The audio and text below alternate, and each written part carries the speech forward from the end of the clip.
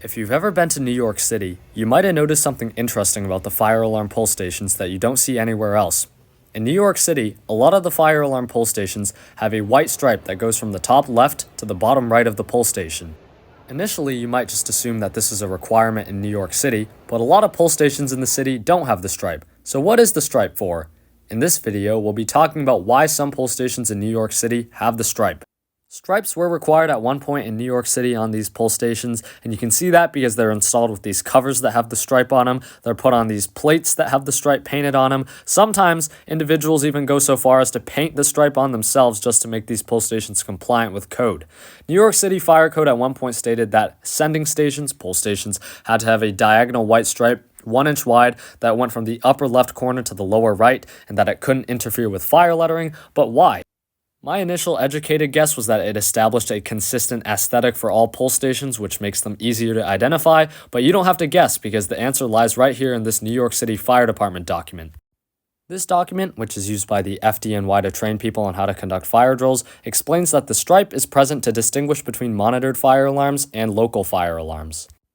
In other words, the stripe on a fire alarm pull station indicated that that particular fire alarm pull station would dial to the fire department or a central station. For those of you who have no idea what this means, a local fire alarm system is a fire alarm system that, when activated, will only sound an alarm in the building. It's only used for evacuation purposes, and it's only designed to get people out of the building. It does not summon the fire department. Today, however, pretty much all fire alarm systems are monitored by a monitoring company, and when the fire alarm system is activated, that monitoring company will call the fire department and get the fire department on their way. Nowadays, the stripe is pretty much obsolete. New York City changed the fire code in 2008 to no longer require the stripe on manual fire alarm pull stations, and that makes sense because it's not really necessary to distinguish between a local alarm and a monitored alarm system when pretty much all fire alarm systems are now monitored. This is why you generally only see the stripe on older systems installed before 2008. Pretty much any new fire alarm system installed after that will not have the stripe on the pull stations. The stripe isn't completely gone, however. In some cases, new installations after 2008 still have the stripe on them. Firecom, for example, installed a new system in the World Trade Center complex. Even though the system was installed after 2008, the pull stations still have the stripe on them. Now, it is possible that maybe these pull stations were ordered before 2008 because construction on the new World Trade Center complex started in 2008. However, SIGCOM still does manufacture these pull stations. SIGCOM is the brand that manufactures these round-style T-bar pull stations, and it's still listed on their website. RSG also manufactures a RMS-1T variant with the white New York stripe on the front, as you can see, and I'm not sure if these are still produced, but they are pretty common. Siemens also makes some New York stripe accessories, which makes sense because Siemens systems are really common in New York City. Most notably, they make this flip-up chevron cover where the fire lettering is part of the stripe itself. Really clever, and that makes it compliant with the old New York City code. Most commonly, pull stations that did not have the white stripe painted on them by the manufacturer would just be installed on a plate that had the white stripe painted on it. You can see here in the Port Authority bus terminal, all these pull stations are just mounted on plates that say Pyro Signal and Suppression, and they have the white stripe on them. Pyro Signal and Suppression is a local fire alarm company that presumably did the installation of this system, but you can see here that the pull stations are just mounted on these plates.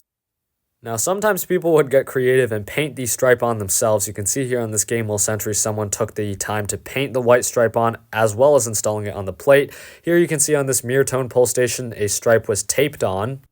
Here you can see a pull station with the stripe painted on, and then here you see an interesting cover with the stripe on it. These stripes have been around for quite some time. You can see here from an old document that showed the pull stations in the Old World Trade Center, that is the Twin Towers. These pull stations also had a stripe on them. These pull stations were pretty interesting. You'd open the door and then push a button that broke a glass rod, and then once that happened, a call would be made to the Fire Command Center. Here's another vintage pull station with the stripe on it. This particular one is branded by Firecom. It operates kind of similar. You open this cover and then you pull down a handle, but it's really interesting because it does have the stripe. Finally, here's a pull station from Acme. Acme was a New York-based fire alarm manufacturer, so it does make sense that this would have the stripe on it. The stripe is actually going the wrong way. I'm not sure if that back piece is rotatable. but nevertheless, it does have the stripe on it. So that's that. I hope you guys did learn something today about why New York City fire alarms have that stripe on it. I think it's a really interesting piece of history. I think it's kind of cool. It gives each pull station a character.